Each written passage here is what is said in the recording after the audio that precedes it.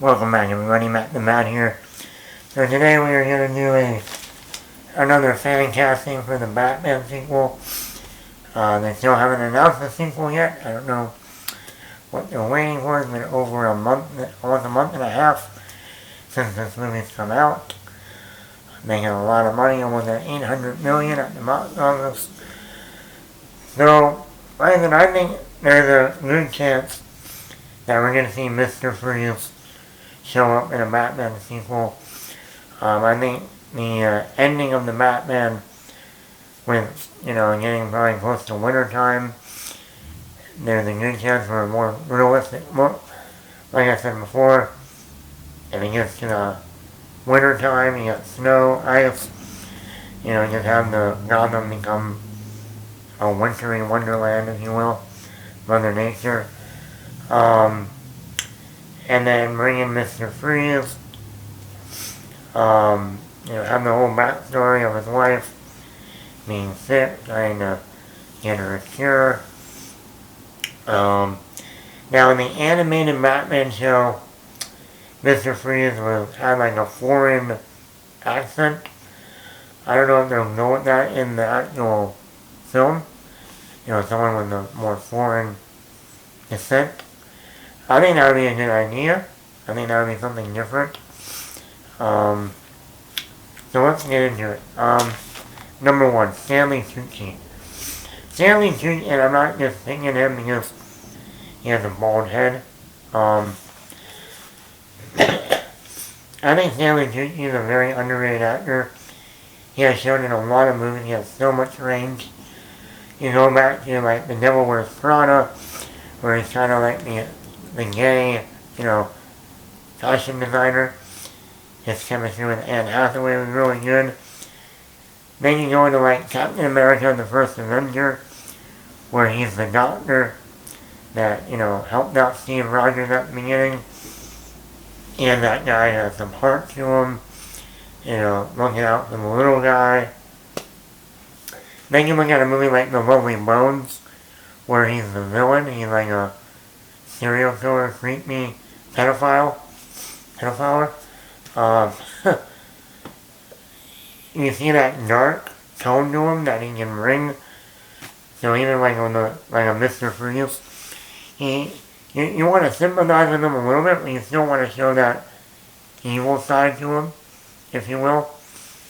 Or if you look at a movie like Easy A with Emma Stone, where he's the family man, you bring him in as this family guy for his wife, and his wife is dying. That's where you can get the sympathy for him. So Stanley Tucci is one of my picks. Another one is Ralph Fiennes. Ralph Fiennes, as we've seen in so many movies, he's a great actor. We've seen him play the villain role from Schindler's List to Red Dragon to obviously Voldemort in the Harry Potter movies. Ralph Fiennes can also be charming. You look at movies like Made in Manhattan with Jennifer Lopez.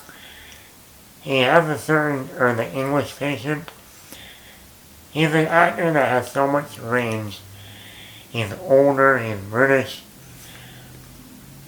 And I think he would be an amazing choice.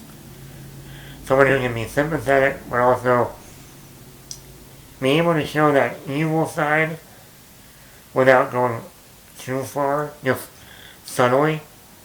I think Ralph Fiennes would have that perfectly. Another pick I have, which I wasn't going to put this guy on the list, but he's so good. And the reason why I thought about not putting him on the list is because he's played villains a lot. He's becoming known for playing more villains. And that's Mads Mikkelsen, depending on how you say his last name. Yeah, this guy, we were introduced to this guy back in the first James Bond reboot with Daniel Craig, Casino Royale. He played the Bond villain in that, the Chief. To me, he was one of the best Bond villains. Because he was so subtle and sometimes was just able to just give you a look. And you just knew, okay, don't mess with that guy. Don't mess with him. And then you go into like movies like, what's another one? You know, he was in Doctor Strange. He played the villain in Doctor Strange. I think they wasted him in that. Obviously, Hannibal, the show that was on NBC. He played Hannibal Lecter, you know, I mean, no one can ever come in and play Hannibal Lecter like Anthony Hopkins. And Mads Mikkelsen came in and made it his own. And, you know, he'll probably go down as one of the best as that role as Hannibal Lecter. He was charming. He knew how to lure people in. He had this menace to him that wasn't over the top. And his accent, I think it's Danish or something, but it's just his accent is perfect. Right now he's in the new Fantastic Beasts 3 that comes out this weekend, playing, taking over for Johnny Depp as Grindelwald. Yes, another villain. But then he saw him in like Rogue One as the father to Felicity Jones at the beginning. He has that family dynamic that, once again, dealing with a wife that's dying, that can be interesting. So Mads Mikkelsen is one of my picks. Another actor that no one seems to really talk about much is Jared Harris. Now I remember Jared Harris in The Curious Case of Benjamin Button. He plays Captain Mike. A very small role, very just character role, just a character actor role. But in the brief time he's in that 3-hour movie, you know, he made you remember him. Then we saw him in like Sherlock Holmes as Professor Moriarty. He was on Mad Men. He was great on Mad Men.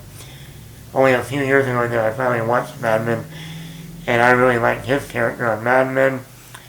He was also in that limited series on HBO, Chernobyl.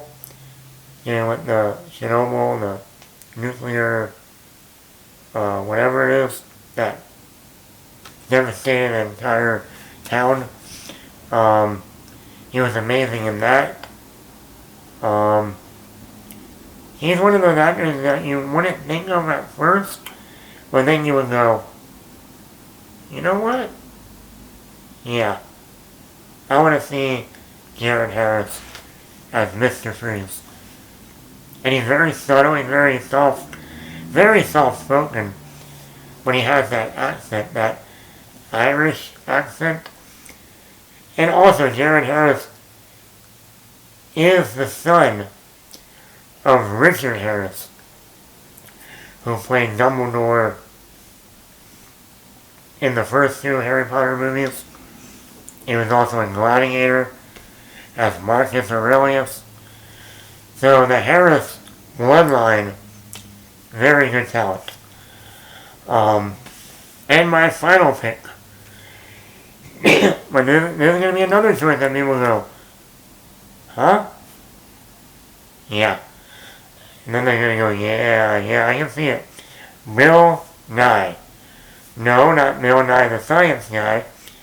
Bill Nye the actor, who has been in movies like Underworld, who's been a villain in Underworld, and one of the best villains to ever come out of Disney as Davy Jones in the Pirates of the Caribbean movies. Plus, he has that charming sensibility to him, like Love Actually. Or if you want to go with a more dramatic role in dealing with a family, About Time with Rachel McAdams and Domino Gleeson. Plus, he has that voice that you just go, him as Mr. Freeze would be perfect. I mean, like I said, Davy, just look at what he did with Davy Jones in the second and third Pirates of the Caribbean movies, and you go, this guy's amazing. And then another thing, you look at Underworld. Yeah, I think he's an amazing actor, and And they were right there. I think all of these actors would be perfect for the role. One of them is an American, while the others are British, or Danish, or Irish. And I think someone who's more foreign would be perfect for the role. Well, those are my picks for casting Mr. Freeze in the Robert Pattinson Batman sequel, if they do bring in Mr. Freeze. So let me know. Comment below in the comments. Like and subscribe to the channel. If you like this stuff, let me know.